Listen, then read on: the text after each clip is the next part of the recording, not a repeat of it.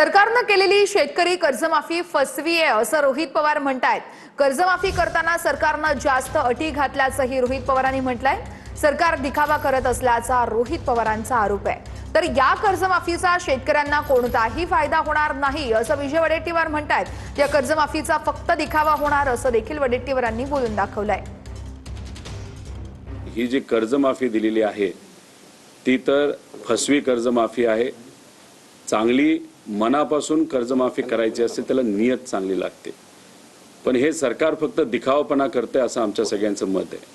ही कर्जमाफी देत असताना त्यांनी इतक्या अटीतटी टाकल्या। 2019 ला काही शेतकऱ्यांनी कर्जमाफीचा लाभ घेतला असेल तर त्यांना जास्तीत जास्त 50,000 रुपयाची कर्जमाफी। त्यामुळे पूर्णपणे ही फसवी कर्जमाफी त्या ठिकाणी आहे।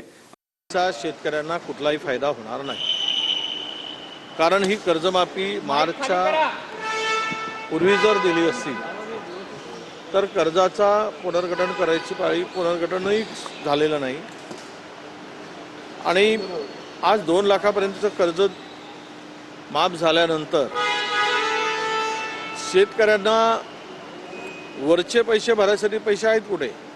या कर्जमाफीचा एक दिखावा होईल, याचा शेतकऱ्यांना थेट काही फायदा होणार नाही। बातमी कोकणातून आहे। कोकण परिषद निवडणुकीतून शिंदेंच्या जुईली दळवी यांनी आपला उमेदवारी अर्ज मागे घेतलेला आहे। अर्ज मागे घेण्यावरून महेंद्र दळवी हे नाराज होते। गोगावले आणि दळवींमधील नाराजी शिंदेंनी दूर केल्याचंही कळतंय। परिषदेच्या बदल्यात गोगावलेंना रायगडचं पालकमंत्रीपद मिळणार असल्याचीही माहिती समोर येते।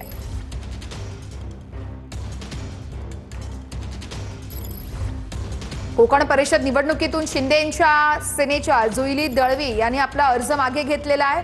अर्ज मागे घेण्यावरून महेंद्र दळवी नाराज असल्याच्या चर्चा होत्या। गोगावले आणि दळवींमधील नाराजी त्यामुळे शिंदेंनी दूर केल्याचं देखील बोललं जात आहे। परिषदेच्या बदल्यात भरत गोगावले यांना रायगडचं पालकमंत्रीपद मिळणार असल्याचीही माहिती मिळते आहे।